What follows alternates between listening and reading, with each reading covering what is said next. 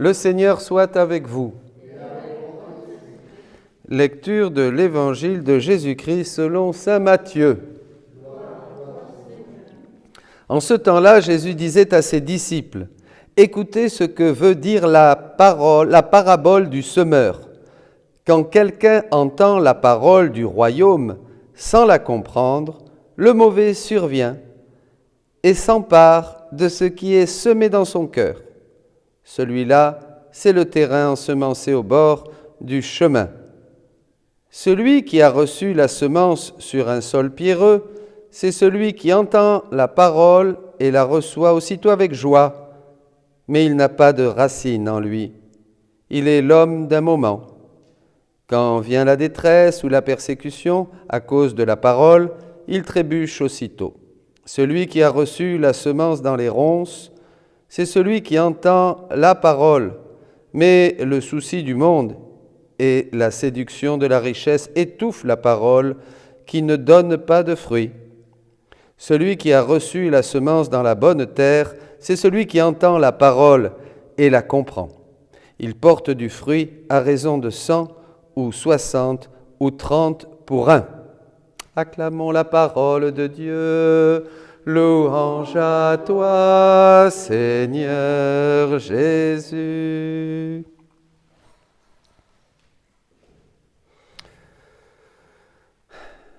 Entendre, comprendre la parole de Dieu, ça ne sert à rien de l'entendre si on ne la comprend pas. Beaucoup de gens se contentent d'entendre la parole, mais ils ne la comprennent pas. Ça ne sert à rien. Le diable vient et ce que vous avez entendu à la messe le dimanche ou lors d'un rassemblement, la belle parole du Seigneur, cette semence petite, mais si belle et si précieuse et qui a un potentiel infini, eh bien, le diable prend tout et voilà, c'est fini. Donc, vous voyez, c'est important, mes amis, il faut entendre et comprendre. Demandez à la fin de la messe le dimanche combien il y en a qui préparent les lectures, combien il y en a qui méditent la parole tous les jours. Donc Dieu ne peut pas se donner. Il ne peut pas communiquer ses grâces. Mes paroles sont esprit et vie. Donc, et Jésus le dit, il faut les méditer, il faut les mendiquer, il faut la laisser descendre, il faut être en contact. Et là, il y a quelque chose qui se passe, une alchimie céleste. Ah là là, entendre et comprendre. Jésus dit que, et partons de la parole de Dieu aujourd'hui, et nous allons voir comment, encore une fois, c'est ce que nous faisons tous les jours, l'Évangile s'accomplit évidemment pleinement avec une grandeur, une beauté, une amplitude dans la divine volonté, bien sûr, puisque c'est là que tout est accompli, dira Jésus. Alors, Jésus dit que sa venue sur la terre, eh bien, il s'est donné surtout à enseigner sa doctrine céleste, à enseigner sur son humanité. Ça, c'est quand même pareil, l'humanité du Christ, vrai Dieu et vrai homme, qui venait pour naître dans le sein virginal de Marie, grandir, prêcher, faire des miracles et nous donner surtout sa parole et mourir sur la croix pour nous sauver et nous indiquer la discipline du chemin du ciel, dit-il, la discipline du chemin du ciel.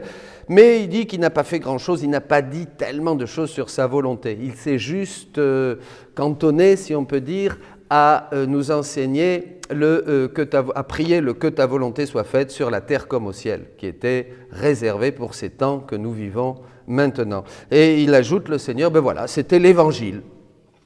L'évangile, la bonne nouvelle, cette bonne nouvelle, voilà, qui peut tomber dans une bonne terre ou au bord du chemin, voilà. C'est dommage parce que chaque parole, dit Jésus, chaque parole ou regard est un lien, voyez, chaque fois qu'on écoute la parole de Dieu ou qu'on se laisse regarder par le Christ dans la prière, eh bien c'est un lien qui se serre, qui se fait entre le ciel et la terre, c'est une union plus intime, plus étroite, avec Dieu. Ça, c'est quand même formidable. C'est vraiment formidable. Voilà. Donc, vous voyez, cette parole est importante et aujourd'hui, cet enseignement du Seigneur, c'est pour nous disposer à vraiment renouveler notre écoute attentive de la parole de Dieu. Voilà, tous les jours, prenez la Bible, prenez les évangiles, méditez-les et vous allez voir que vous allez découvrir beaucoup de fruits. Surtout, ça nous prépare à accueillir cette parole de Jésus qui continue, puisque c'est le même hier, aujourd'hui et demain.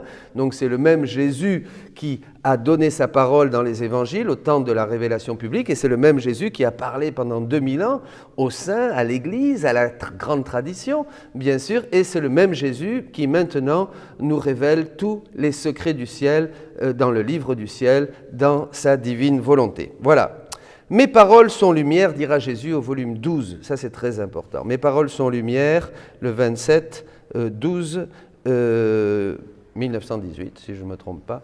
Voilà, mes paroles sont lumière. Qu'est-ce que ça veut dire? Il dit qu'elles éclairent l'esprit et réchauffent le cœur. Donc, dès que nous sommes avec Jésus, dès que nous nous mettons à écouter ses paroles, elles éclairent l'esprit et elles réchauffent le cœur. Il dit, mes paroles sont lumière. Ma fille, pourquoi n'écris-tu pas? Mes paroles sont lumière. De même que le soleil éclaire tous les yeux, de manière à ce que chacun ait suffisamment de lumière pour ses besoins. Oui, tous les besoins. Mes paroles sont aptes à éclairer chaque esprit et à réchauffer chaque cœur. Chacune des paroles que je te dis est un soleil émanant de moi. Vous imaginez, c'est déjà de la substance divine. Mes paroles sont esprit, ça sort du sein même de Dieu. Quand on écoute la parole, il y a quelque chose qui sort du sein même de Dieu. Elles te servent actuellement, mais en les écrivant, elles serviront aussi aux autres. En n'écrivant pas, tu étouffes ces soleils, au pluriel, tu empêches mon amour de se manifester et tu prives les autres de tous les bienfaits de ces soleils que ces soleils peuvent donner. Des paroles qui émanent du sein de Dieu, de la divinité. C'est le Père. Jésus, dans un autre endroit, dit que quand on accueille « ma parole est vie »,« ma parole est lumière, ma parole est vie », dit-il. C'est le Père qui nous parle et forme sa vie en nous. Et ça émane du sein de Dieu, hein, et ça s'est transmis dans notre cœur et dans notre esprit, et ça nous donne la vie. Le Père donne sa vie. Un peu comme il l'a fait le jour de l'Annonciation avec la Vierge Marie. Il a donné sa parole, vous voyez? C'est la même chose. Il donne sa vie. Il nous transmet sa vie. Et ça, c'est très important. Il forme sa vie en nous. Mais il faut que nous soyons dans la divine volonté pour que cette vie, parce que la vie que nous donne le Père en nous transmettant la parole, hein, eh bien, il faut qu'il y ait de la divine volonté pour l'accueillir.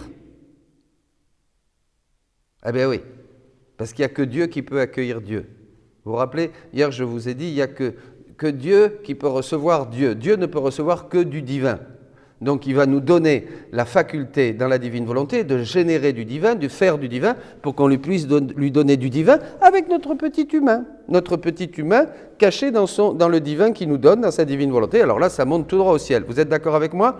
Il veut notre petit divin. Notre petit humain, notre petit fiat, il le veut parce que c'est la seule chose qu'il n'a pas. Vous êtes d'accord avec moi? Bon, donc voilà, ça monte. Hein, mais là, c'est la même chose. Il faut que nous soyons dans la divine volonté. Il n'y a que dans la divine volonté, dira Jésus, que l'on peut accueillir et comprendre vraiment la parole de Dieu. D'ailleurs, vous voyez, en ces temps où nous actualisons l'Évangile à la lumière de la divine volonté, ça devient une religieuse me disait il n'y a pas longtemps, c'est lumineux, c'est complètement compréhensible. Et beaucoup me disent la même chose. Mais évidemment, mais moi aussi. Avant, je ne comprenais qu'un peu, je cherchais chez les saints, les grands docteurs, tout ça, qu'est-ce qu'ils voulaient dire? Mais maintenant, ça devient lumineux. Parce que dès qu'on a la divine volonté, Dieu vraiment nous donne d'accueillir et de comprendre cette parole. Cette parole, elle tombe vraiment là dans la bonne terre, voyez, qui a été labourée depuis 2000 ans de tradition. Hein? Et alors, comment savoir? Eh bien, je vous parlais de la vie, hein, que le Père, en nous donnant sa parole, et la parole est vie, hein, le Père forme sa vie en nous donnant sa parole. Comment savoir? Eh bien, c'est parce que c'est prioritaire pour nous. Jésus dit ça aussi à Louisa. Hein, la vie passe en premier. Quand c'est une question de vie, la vie de votre enfant, la vie de votre mari, la vie de votre femme, la vie de gens que vous aimez, ben vous allez tout laisser tomber. C'est plus important que tout, vous êtes d'accord avec moi? Et c'est là où on voit si quelqu'un est en Dieu. La vraie vie en Dieu, c'est que la parole, l'écouter, la parole, la vivre, la chercher, la méditer, scruter les Écritures, comme dira Jésus, et pour trouver la vie en lui. Vous vous rappelez, vous scrutez les Écritures, et elle parle de moi pour avoir la vie. Voilà. Eh bien, ça, c'est un cœur qui, ça y est, il est gagné à la parole, comme Marie-Madeleine, comme Marie de Béthanie. Voilà, il est gagné à la parole parce qu'il a mis sa priorité à écouter cette vie que transmet le Père et qui enfante en nous la vie. Le reste est secondaire. Ah, c'est très important. Le reste est secondaire, vous comprenez? C'est là, si vous voulez savoir, c'est d'abord Dieu. Ben oui, d'abord la vie. Le plus important, c'est la vie. J'ai compris, ça a été boum, comme une lumière. J'ai été illuminé, j'ai compris que la vie était le plus important et que la vie se communiquait du sein du Père dans la mesure où j'accueillais sa parole et maintenant dans la divine volonté. Alléluia. Vous me suivez? Et voilà, ça c'est très très important d'ailleurs. Alors, bon, eh bien voilà, le secondaire. Alors, ne laissez pas, Jésus parle aussi, ne laissez pas le semeur, ce jardinier, ne le laissez pas semer cette parole, qu'elle ne tombe pas à côté, parce que là, vous savez, c'est terrible, c'est une souffrance pour lui. Présentez-lui ce qui vient de votre terre, dit aussi Jésus, c'est-à-dire cette humilité, cette pauvreté, ce néant, ce rien qui nous est donné à travers beaucoup de choses et des épreuves surtout, multiples, où on devient pauvre, on devient petit. Alors là, vraiment, on n'étouffe pas la parole. Il n'y a que dans la divine volonté qu'on n'étouffe pas la parole, mes amis. Voilà.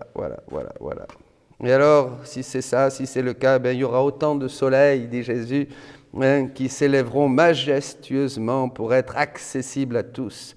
Si tu ne écris pas cela, dit Jésus à Louisa, tu empêcheras ces soleils de se lever et tu feras beaucoup de mal. Eh oui. Ce que Dieu dit à Louisa, ce que Jésus dit à Louisa, il le dit à chacun de nous. La vie du Père qu'il veut former en nous à travers sa parole, c'est prioritaire. Le travail que nous avons à faire pour arriver à cet humus, à cette pauvreté, à ce néant, à cette humilité, c'est notre travail. Il fait son travail. Choisissons de vivre dans la divine volonté pour accueillir et comprendre sa parole. Cette parole est aujourd'hui pour vous tous. Celui qui a des oreilles, qu'il entende. Soyez bénis.